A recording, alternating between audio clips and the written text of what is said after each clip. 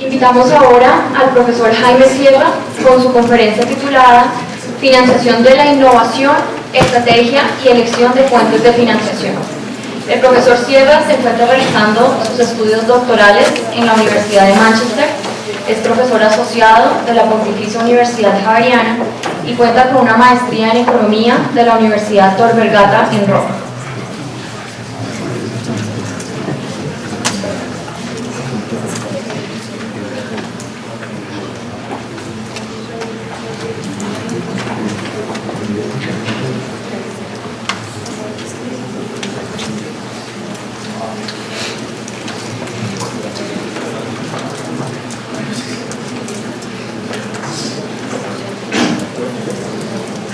Hola, buenas tardes.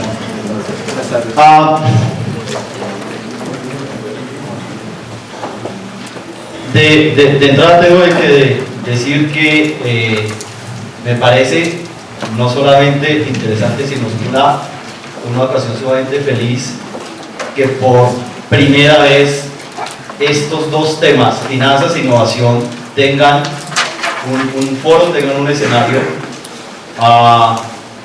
Particularmente aquí en un medio como el colombiano, como el latinoamericano, que es sumamente carente en estos temas, y además de eso me parece sumamente interesante que empiecen a aparecer algunas iniciativas que empiezan también a mover el tema y a moverlo no solamente en un ámbito restringido, sino en un ámbito más amplio. Y digo esto porque este es justamente el tema del que yo me he estado ocupando desde hace varios años, y del que les quiero hablar ahora justamente, financiación de la innovación, tal vez en una perspectiva con algunos matices y con algunas aproximaciones distintas, pero en las que ustedes van a encontrar referencias a varias de las cosas que algunos de los expositores que me han precedido han mencionado hoy. Sí, parece que sí funciona. Eso. Y feliz casualidad, cuando estaba terminando de armar la presentación para enviársela a los organizadores, me encontré con una referencia rotunda acerca del tema de cuán innovadores o innovadoras son las empresas colombianas. De esto ya hay evidencia abundantísima. Siempre hay una serie de diferencias en términos taxonómicos, pero en general sabemos que aunque el tema de la innovación se mueve en Colombia, se mueve en otros países latinoamericanos, no se mueve tanto como se debiera mover. Y sobre todo, tiene una serie de problemas que están relacionados no solamente con lo que hace quienes deben hacer la innovación, quienes están llamados a hacer la innovación, sino todo lo que hay alrededor, eso que algunos llaman el ecosistema o el entorno en general. Lo interesante de esto, de esta noticia, lo interesante de la noticia es que en algún punto, lo ven ustedes ahí en el cuarto párrafo, se hace la conexión entre lo que se necesita para hacer innovación, específicamente el tema de capacidades y el tema de los recursos. Y ahí algo de impulsa justamente una anotación sobre hacer una declaración de la gerente que dice específicamente que hay una serie de recursos y que esos recursos esperan de alguna forma ayudar a mover, a movilizar no solamente el tema del crédito, sino otros mecanismos que son necesarios para hacer innovación. ¿Cuál es el punto esencial desde el que atacamos el tema? Cuando hablamos de financiación de la innovación, estamos hablando de dos temas que por definición son estratégicos para cualquier empresa. cómo juntar plata y conocimiento. Cuando hablamos de financiación de la innovación, en términos simples estamos hablando de eso. ¿Cómo vamos a poner juntos plata y conocimiento?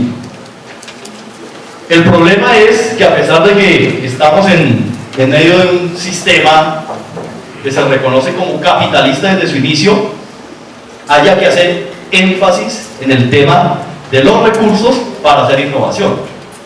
Y es un tema que ha estado descuidado desde hace muchísimo tiempo en todo el mundo. Es un tema relativamente novedoso en el mundo, a pesar de que en algunos casos exista, por ejemplo, el modelo del Venture Capital, que surgió como respuesta a unas necesidades específicas en un contexto específico, pero el tema como tal no ha sido analizado ampliamente.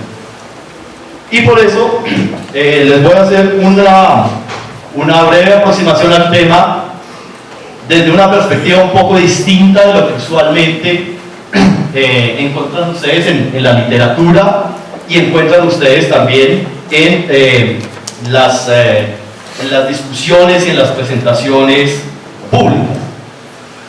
Lo que ustedes generalmente van a encontrar tiene que ver con dos o tres temas. Uno, el tema de cómo valorar los proyectos, y ahora lo mencionaban y lo han mencionado también anteriormente. Y sobre eso se ha trabajado bastante. Hay formas de modelos distintos que combinan elementos cuantitativos y cualitativos. ¿Cómo vamos a valorar un proyecto para saber si ponemos o no ponemos plata? Ese es un tema. El otro tema al que se le ha trabajado bastante es el tema de los incentivos estatales, de los incentivos oficiales. No hay país en el mundo donde no existan incentivos, usualmente incentivos de tipo fiscal y en algunos casos créditos blancos para tratar de estimular el bichito de la innovación en las empresas y en otra cantidad de... Y a eso también se le ha trabajado bastante. Y un tercer tema al que se le ha trabajado un poco menos, pero sobre el cual existen análisis interesantes, tiene que ver con el asunto de, además de plata, qué se necesita para que las empresas innoven. Y entonces hay una discusión y hay una literatura enorme sobre el tema de cómo construir capacidades de innovación, el tema de las capacidades de absorción, el tema de si imitar es innovar o no. Son todos temas muy interesantes, con perspectivas distintas. Usualmente las perspectivas han sido siempre macro, es decir, una visión desde arriba que quiere, en general, busca crear, implementar políticas para ver si allá abajo se mueve, pero es una visión casi siempre top-down, como se dice en inglés, desde arriba hacia abajo, desde lo macro hacia lo micro. Yo les voy a presentar una forma de ver un poco distinta, con una forma de ver también distintos a los actores y sobre todo, en particular, a cómo interactúan y a qué es necesario para que esas interacciones no solo sean interacciones, sino que se conviertan en resultados. Eso es lo que está reflejado en la agenda. Empecemos por decir que en esta materia lo que existe se ha hecho desde la perspectiva de las finanzas y esencialmente tiene que ver con un término que seguramente todos ustedes conocen, que es la denominada estructura de capital de las empresas o de los negocios. En materia de inversión de largo plazo, que es a donde tenemos que mirar para entender qué se necesita y cómo funciona el tema de la financiación de la innovación, la estructura de capital está explicada esencialmente por dos aproximaciones conceptuales, por dos ideas de cómo funciona y debería funcionar el asunto. Una primera es la teoría del trade-off, así se denomina, y que se basa en una combinación que en muchos casos algunos llaman óptima entre recursos propios y recursos externos. Ahora, no se ha llegado nunca, y dudo yo que se llegue jamás, a un consenso sobre qué diablos es o cuál es la combinación óptima. Ese es un problema serísimo. Pero bueno, hay gente trabajando en eso.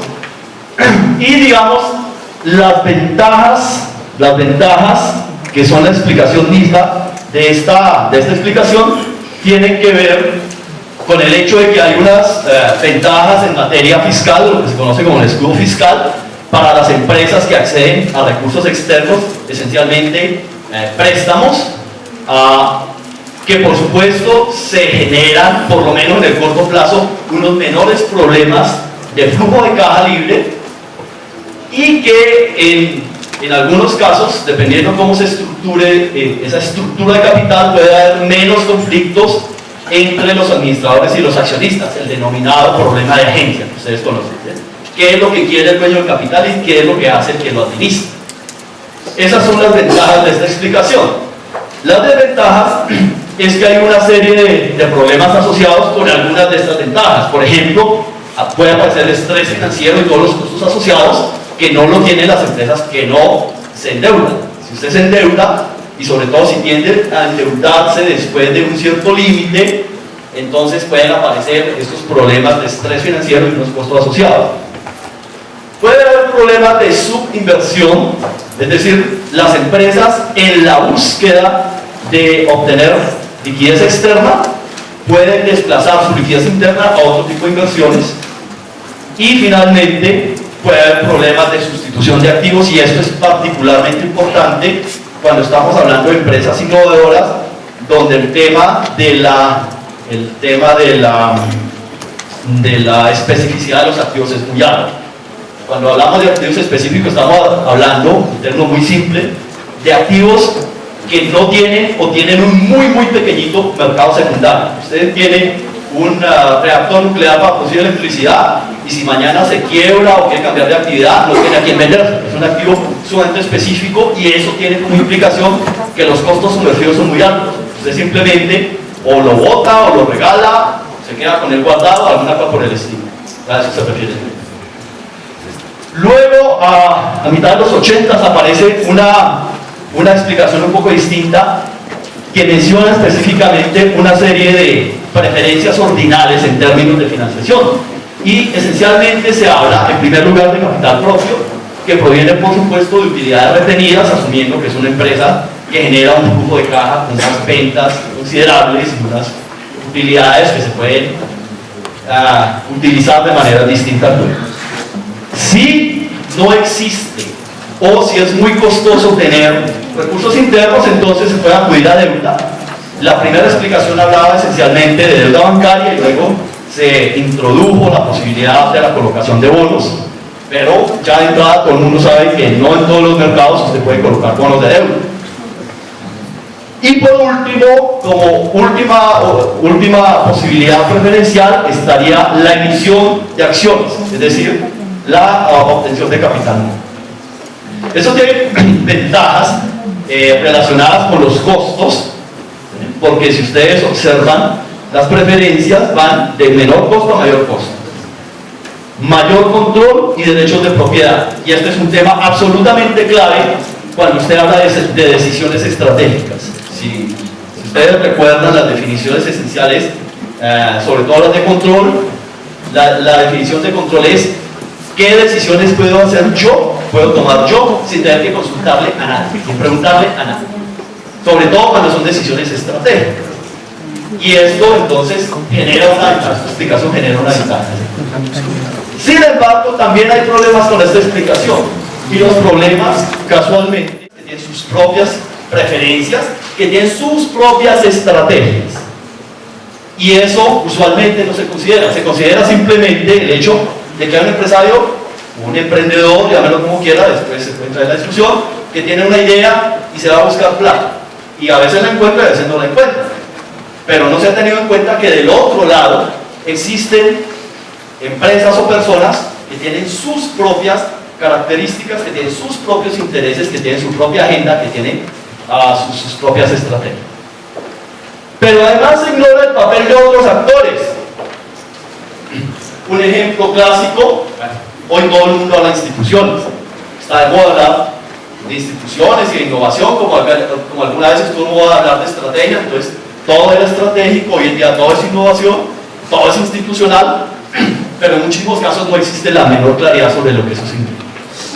Pero sin lugar a duda el tema de las instituciones, que se ubica en un nivel meso, no es el nivel macro ni es ni el micro de la empresa, ni el macro del gobierno, ni el meso, que ayuda a conectar estos dos, es importantísimo. Pero hay otro elemento como el tiempo, que usualmente se olvida. Bueno, usualmente en finanzas, los financieros tratan de no, que hablan del valor del dinero del tiempo. Pero es muy difícil concebir el papel del tiempo como dinamizador de la relación entre la oferta y la demanda de fondos para hacer innovación, para invertir en innovación. Y es un problema que está contenido en de otros actores. Y lo más importante, se ignora la dimensión relacional, es decir, el señor A, que requiere fondos, tiene una idea pero no tiene dinero, y el señor B, que tiene plata pero no tiene ideas. ¿Cómo diablos se relacionan? ¿Cómo se encuentran? ¿Dónde? ¿Qué hacen? Para que, como mencionaba ahora el exponente anterior, no solamente se sienten, tomen tinto, se cuenten alguna idea y se vayan, y nada pasa. Ese es un problema fundamental. Y por último, usualmente, y se lo mencionaba ahora, por una serie de problemas que tienen que ver con la concepción del tema y desde dónde se lo mira, de la economía, de las finanzas, se ha echado todo en un solo saco. Todo lo que es I+D es innovación, lo cual no siempre es cierto. Se puede hacer innovación sin que sea I+D, y hay cosas que se hacen en I+D que no son innovación, o por lo menos que no están en el mismo grado de innovación que otras que sí lo pueden ser. Y entonces el tema de cómo se diferencian caracterialmente los proyectos es otro de los grandes líos que tenemos. Voy a hacer una mención muy rápida para pasar ya a la nuez del asunto, a otro asunto que media aquí y que es el tema del control vía la governance o gobierno corporativo que muchos ya lo dimos desde el comienzo. Acuérdense que definir cómo se gasta el dinero, conseguirlo, y luego definir cómo se gasta, y definir además si se gasta en crear conocimiento de forma que se vuelva un producto. Esas dos son dos decisiones estratégicas por definición, by default. By default. No son decisiones rutinarias, no son decisiones que se puedan tomar con un sí o no en el tradicional algoritmo. Son decisiones que conllevan muchísimo análisis. Y el problema es que para hacer ese análisis hay que reconocer que cuando se habla de innovación, especialmente de mayores niveles de innovación, estamos hablando no solamente de mayor riesgo, sino que estamos hablando de incertidumbre fundamental. Usualmente la gente en los cursos de finanzas tiende a asociar los dos conceptos, es lo mismo. Incertidumbre y riesgo, no es lo mismo. El riesgo, vamos a definirlo así, es simplemente la probabilidad de que algo salga mal. Se acabó. Usted puede tener toda la información, todo el conocimiento y lo está aplicando. Hay siempre un riesgo de que algo salga mal.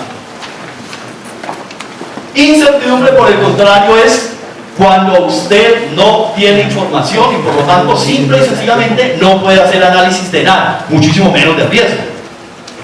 ¿Usted cómo va a calcular el beta de un proyecto del que usted no conoce nada? Te lo pongo de una manera mucho más gráfica y sencilla, pero ilustradora.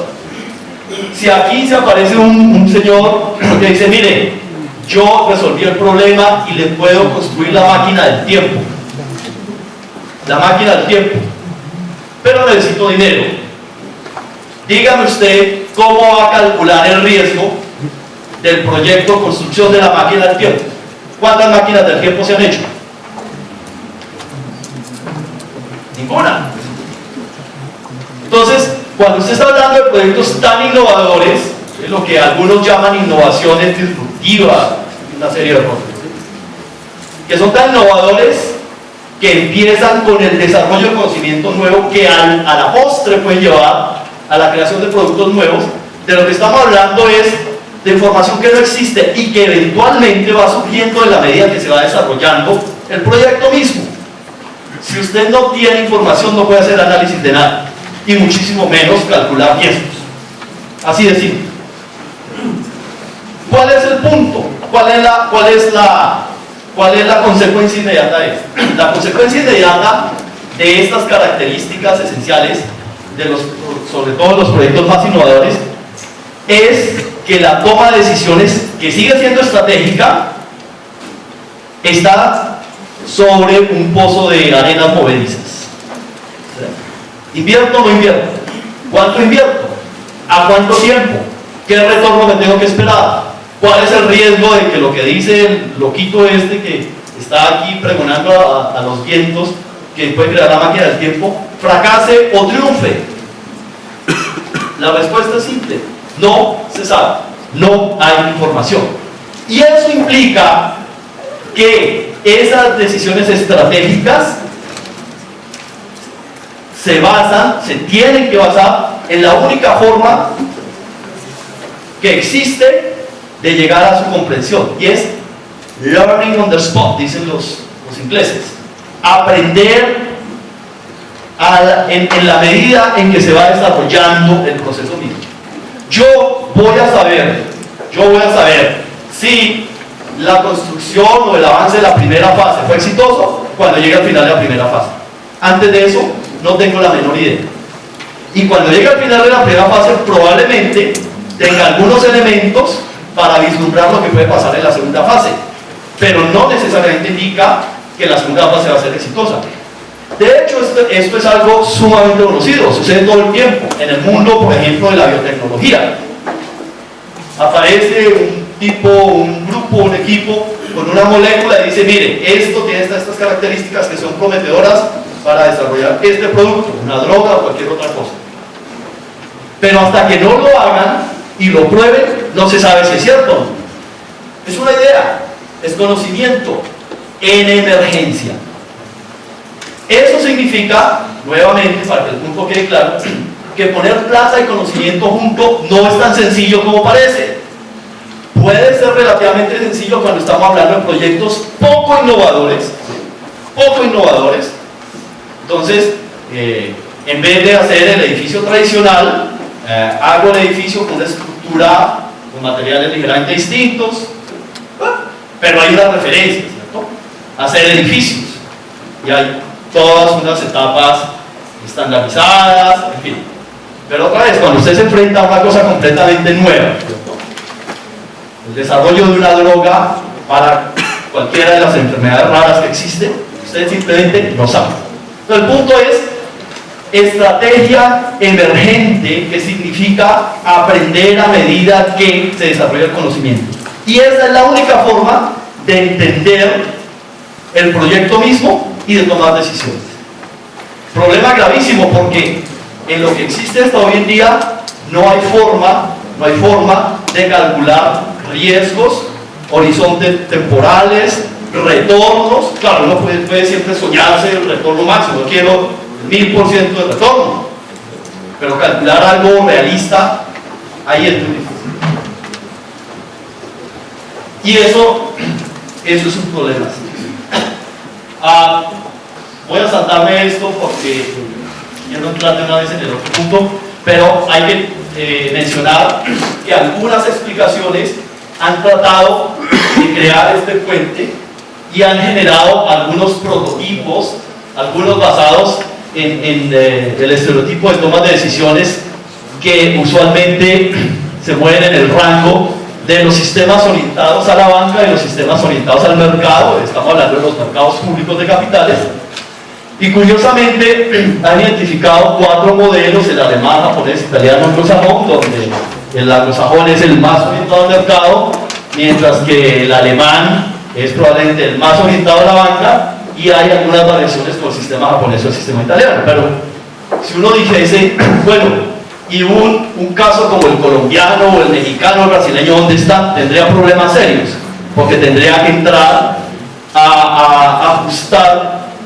los parámetros conceptuales de esta clasificación, y al final lo que ustedes pueden observar de la simple es que estamos hablando aún de capital nuevo, ¿no? Existe el mercado de capital, específicamente bonos y acciones, o préstamos, la banca, y se acabó el asunto. Algunos otros autores han propuesto ideas un poco distintas, pero digamos que no resuelven el problema. Y entonces pasamos directamente a la idea de mirar desde otra perspectiva. Mirar desde otra perspectiva significa esencialmente considerar estos tres elementos: el dueño del proyecto, o sea, la demanda de fondos; el financiador, o sea, la oferta de fondos; las características del proyecto, y considerar eso en un entorno, en un contexto donde por supuesto el sistema financiero, y no solo, por ejemplo, los sistemas de innovación son muy importantes, generan una serie de rasgos, a veces generan ventajas, a veces generan problemas, y todos esos elementos correlacionados pueden ayudar a tener una visión particular sobre cuáles fuentes de financiación resultan mejores o peores en un momento determinado. Empecemos por el elemento de abajo, de las características de los proyectos. A mayor grado de innovación, mayor grado de incertidumbre, lo que les mencionaba anteriormente.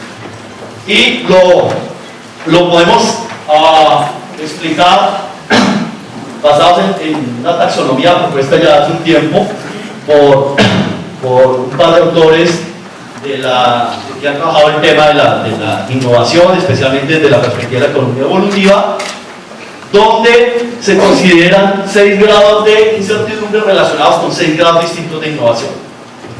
Y si nos concentramos en los de más arriba, los de mayor nivel de innovación, tendremos también mayor nivel de incertidumbre. Son 2 elementos para medir ahí. Hay otros 3 elementos que son claves y que la mayoría de los análisis no contemplan. El primero es el ambiente de uso de esa innovación. Usted lo va a usar dentro de su empresa o fuera de su empresa. Usted lo va a poner en un mercado, es decir, oferta, demanda, etcétera, o lo está desarrollando para alguien en particular. Usted lo va a poner a funcionar en la etapa de mercadeo del producto, pero lo va a poner a funcionar en la etapa de producción del producto, si estamos hablando, por ejemplo, de innovaciones organizacionales. Y así sucesivamente. Podemos pensar en varios elementos que pueden caracterizar esta dimensión. La localización. Mire, hoy en día, en algunos sectores en particular, hoy en día hay niveles, medidos sectorialmente, hay niveles de innovación tan altos como el 60 o 70% que se hacen por subcontratación.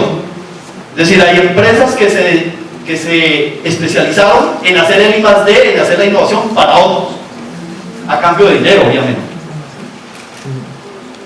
Eso antes no existía, hace 30, 40 años no existía. Hoy en día hay empresas que se dedican a eso. Y más interesante aún, hay empresas que no desarrollan todo el proyecto, por ejemplo, para llegar hasta el producto final, sino que desarrollan, por ejemplo, a la primera o segunda etapa, hasta llegar a un prototipo, hasta llegar a una molécula, hasta llegar a un producto conceptual y nada más, porque al cliente no le interesa más. Él lo retoma ahí y continúa el desarrollo internamente. Entonces hay una cantidad de posibilidades de interacción que no se están considerando cuando se examina el tema de dónde conseguir y cómo conseguir la financiación. Y finalmente, el tema del resultado final. Esencialmente podemos hablar de innovaciones del producto, innovaciones del proceso. Si ustedes combinan estas 5 dimensiones, van a tener un análisis bastante completo.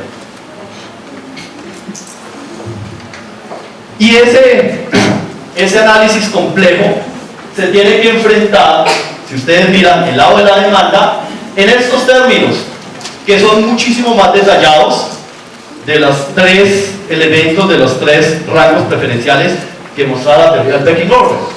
Uno podría decir, sí, puede haber un orden potencialmente preferencial, pero solo potencialmente, basado en una serie de razones una serie de razones que son estratégicas, porque acuérdense que estamos hablando de dinero y de conocimiento, y que por supuesto tienen que ver con la disponibilidad y con el costo de los fondos, pero no exclusivamente con eso. Hay razones estratégicas. ¿Por qué una empresa decide apostarle a la innovación? Cualquiera que haya hecho un curso de mercadeo 1 sabe que usted tiene o productos homogéneos o productos diferenciados. Y usualmente la manera de lograr diferenciación es estableciendo algún proceso de innovación con algún grado final de diferenciación de los productos. Acuérdense que haya mostrado la propuesta de Freeman Swain 6 niveles distintos de innovación. No tiene que ser el más disruptivo, el más radical, puede ser uno muchísimo menor. Eso hace parte de la estrategia de la empresa para competir, pero no solo. En el momento de ir a buscar a los financiadores, yo puedo poner a los financiadores a competir por poner su dinero en mi proyecto. Si hay una serie de condiciones, ¿no? La primera, que haya varios financiadores, no uno solo, empezando por ahí. Esas son razones más estratégicas que financieras, no tienen que ver solamente ya con el costo, la disponibilidad de los fondos, tienen que ver con quién más está ahí afuera para jugar, en qué condiciones podemos jugar, en qué condiciones favorables para mí, en qué condiciones favorables. Y además, también en términos estratégicos, ustedes conocen bien el concepto de la ventaja del primero en actuar, el primero que se mueve. Externalización de riesgos, de costos, ganancia o de ventajas temporales de monopolio. Y fíjense, tenemos 4 grandes categorías de financiación allá. Fondos propios, oficiales, de deuda, de capital nuevo, pero esas se van desdoblando en una cantidad enorme y probablemente falten algunos mecanismos allá que van desde la liquidez interna al capital propio, ¿no? El empresario que saca dinero de su bolsillo, que pasa por el ahorro adicional, el capital semilla, los subsidios, los contratos públicos. La mayoría de los empresarios, emprendedores, no consideran el papel de los contratos públicos. Los contratos públicos fueron los que permitieron el desarrollo de la aviación en Estados Unidos. El día que el gobierno de Estados Unidos decidió darle el contrato de transporte del correo a la empresa que fabricó los primeros aviones, ese día le garantizó un flujo de dinero suficiente para que siguiera desarrollando modelos de aviones. Deuda, crédito blando, deuda bancaria, deuda de bonos, capital de riesgo, ese joint venture, ingresos por subcontratación, capital de riesgo, distinto de joint venture, estamos hablando de inversionistas especializados, la financiación de ángeles, que mencionaban ahora, y ahora hacemos alguna acotación sobre Angel Financing y Venture Capital. Capital OTC, ustedes lo saben, pero seguramente se imaginan o han oído cuánta gente empieza a financiar sus ideas con la plata que le prestó el papá, la mamá, el amigo, el hermano. Y se ríe uno, pero no se imagina usted la cantidad de proyectos que empezaron así y se desarrollaron así. ¿Por qué? Porque no había nada de lo otro o porque no era accesible nada de lo otro. Pero si además miramos el tema de quienes están dispuestos a proveer los fondos, nos vamos a encontrar con un panorama igualmente rico, igualmente complejo. Entonces ustedes tienen allá al gobierno, que los señores Myers y Mallow nunca consideraron en su escala de preferencias de financiación. Tienen a otras empresas que están dispuestas a financiar en empresas nuevas, sean o no sean spin-outs de su propio cuerpo, los bancos, los inversionistas especializados y los inversionistas no especializados. Uno de los problemas que tiene el sistema financiero colombiano, para mencionar en general el sistema financiero latinoamericano, es que las alternativas de inversión para los inversionistas no especializados son muy pocas, casi no existen. Cuando la gente ya no pudo ahorrar carros o con dólares, y los CDTs dejaron de pagar dinero. ¿En qué podía la gente poner su dinero? Dejarlo en el banco, que le salía más costoso que tenerlo entre el bolsillo. ¿Cuál otra alternativa había? Bueno, hay una posibilidad, para mencionar algo por esto. Y el asunto es que estos señores también tienen sus propias características, sus propios intereses estratégicos, sus propias estrategias de aparición sobre el mercado. De un lado tenemos el dicho que todo el mundo que ha estudiado el curso de primaria de finanzas conoce: a mayor riesgo, mayor retorno esperado. Ese es un principio de la inversión financiera que está siempre presente. Pero del otro lado hay una serie de objetivos estratégicos que directamente no tienen que ver con la rentabilidad. Cuando los gobiernos crean subsidios, dan capital semilla, fondo perdido, etc., ellos no están pensando en cuánto retorno van a obtener. El gobierno no está pensando en rentabilidad financiera, pero está pensando en rentabilidad social. Esos negocios, esos proyectos nuevos, cuánto van a generar en términos de empleo, de capacitación, de producción de la economía, de exportaciones, etc. Y hay un área en la que se mezclan los objetivos estratégicos y los objetivos de rentabilidad. Por ejemplo, invertir en innovación es una forma estratégica de competir. Si yo invierto más que mis competidores y lo hago sostenidamente, existe una alta probabilidad de que yo esté encabezando ese sector, esa actividad, ese renglón, ese producto. Si no lo hago, no me voy a diferenciar. Voy a estar peleando con las mismas herramientas que pelean los otros, con las mismas que compiten los otros. Y por supuesto, hay elementos que tienen que ver directamente con la construcción de capacidades y con la construcción de conocimiento. Hay empresas que invierten en otros proyectos, porque es la forma de internalizar conocimiento, de internalizar capacidades, de adquirir cosas que no tienen y que son necesarias para desarrollar procesos innovadores. Entonces, el gran problema es, ¿y usted ahora cómo hace para que este lado y este lado se relacionen teniendo en cuenta las características de los proyectos? La dinámica de convergencia está basada por lo menos en 5 elementos claves. Primero, en que la interacción de las razones y de las condiciones de uno y otro lado puede cambiar las preferencias jerárquicas tanto de los empresarios, los que quieren los proyectos, como de los que quieren poner la plata. La segunda cosa es que los actores de la demanda tienen sus propias razones, sus propias preferencias y sus propias estrategias.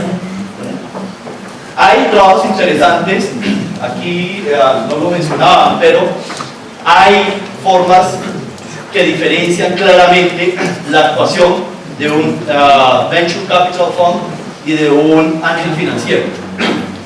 No es simplemente cuestión de nombre. Y aún dentro de los fondos de capital de riesgo, hay fondos que definitivamente están mirando solamente la parte financiera. Hay otros que están mirando las características técnicas y están pensando en la posibilidad de un producto completamente nuevo que revolucionará el mercado. Y hay otros que guían su decisión por el capital humano que está representado en el equipo que está desarrollando el producto. Lo que estamos diciendo es que no todos los señores que van a poner plata, así se llamen todos fondos de capital de riesgo, deciden de la misma manera. La pregunta es, ¿lo saben los que les van a presentar los proyectos? Y si lo saben, ¿cómo lo utilizan para buscar, apalancar su proyecto en términos de ventaja para ser financiado? El otro tema es que las variaciones contextuales en el tiempo pueden cambiar el panorama. antes de que aparecieran los Venture Capital Funds, Silicon Valley, las formas de buscar financiación para un proyecto eran completamente distintas. Cuando aparecieron los Venture Capital Funds, todo el mundo dijo, esa es la solución. Y todo el mundo empezó a tratar de copiar el sistema de Venture Capital para financiar innovación en todos los sectores. Gravísimo error. Por ejemplo, aunque en Europa en general se ha desarrollado el sector del Venture Capital Fund, es completamente distinto de lo que tienen en Estados Unidos. Completamente distinto. Otras características. Tantas que algunos estudiosos dicen que eso realmente no es Venture Capital, que es otra forma de inversión distinta. Entonces ese es un tema que hay que tener en cuenta. Las variaciones contextuales pueden reconfigurar todo el panorama. El acceso y la competencia o cooperación pueden producir ulteriores variaciones. Es muy útil siempre mirar a otro lado y no quedarse mirando el ombligo. En Inglaterra, en los últimos 10 años se han generado una serie de empresas en el sector de la biofarmacéutica que trabajan, desarrollan su proyecto solamente hasta un punto X predeterminado, porque ellos saben que en el punto X predeterminado va a venir X o Y a comprar. Y ellos saben que llevan el proyecto hasta ahí, lo venden y se devuelven para desarrollar una idea distinta. Y eso se volvió un mercado. Es falso que usted tenga que empezar un proyecto y llevarlo hasta un producto en el mercado para decir soy innovador. Falso. Dependiendo de las condiciones del sector y de los jugadores, es posible que en un sector usted todo lo que tenga que hacer es desarrollar una idea hasta la mitad o 3/4 o un cuarto y luego venderla y se devuelve a desarrollar otra. Aquí nadie está pensando en eso. Aquí todo el mundo está pensando en la empresa que arranca de la idea y tiene que llegar hasta ser vendedora exitosa en el mercado. Y por último, nuevamente, el tiempo juega un papel crucial. Poquísima gente se ha dedicado a mirar el tema de la experiencia de las empresas, de la experiencia que adquiere un equipo que desarrolla un proyecto mientras lo desarrolla. No existe ningún modelo para incluir en la valoración de un proyecto la experiencia del equipo que está desarrollando el proyecto. Escasamente le preguntan cuántos años de universidad estudió, tiene doctorado, tiene doctorado, cuántos años trabajó en el sector, y eso es lo que busca. Pero en la medida que estamos hablando de que la generación de innovación significa desarrollo no solo de conocimiento, sino de las capacidades de quienes lo hacen, estamos diciendo que en el mismo momento en que se está desarrollando el proyecto, se están cambiando otras variables, para utilizar los términos más estadísticos. Está aumentando la experiencia, está cambiando el nivel de desarrollo de los proyectos, están apareciendo actores nuevos. Y el tema de la dimensión relacional adquiere un elemento, una importancia suprema. Y son dos cosas. Uno, ustedes no se imaginan la cantidad de empresas que existen buscando plata y no saben dónde está la plata. Y no se imaginan, y no estamos hablando de Colombia, estamos hablando de Estados Unidos o de Europa o de Japón. No se imaginan la cantidad de gente que quiere invertir y no sabe dónde están los proyectos. La primera cosa es, hay que tapar ese abismo que no permite que haya el primer contacto. Pero superado eso, el problema es, ¿y cómo hacer para que haya una interacción efectiva?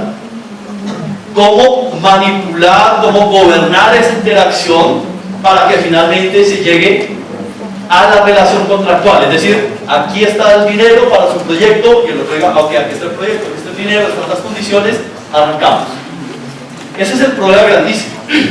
La mayoría de los estudios, se lo decía al comienzo, se han basado en mirar el tema de qué tipo de políticas hacer, qué tipo de incentivos crear, y se votan allá. Del otro lado, ¿cómo evaluamos los proyectos? Pero yo les puedo decir con conocimiento de causa, por ejemplo, que la inmensa mayoría de las empresas en Colombia ni siquiera saben que existen unos incentivos en conciencias para desarrollar proyectos innovadores. No lo saben. Si no lo saben, ¿cómo lo van a usar? Si no lo saben, ¿cómo van a contactar y hacer el proceso y empezar a buscar la mejor forma de financiar el proyecto?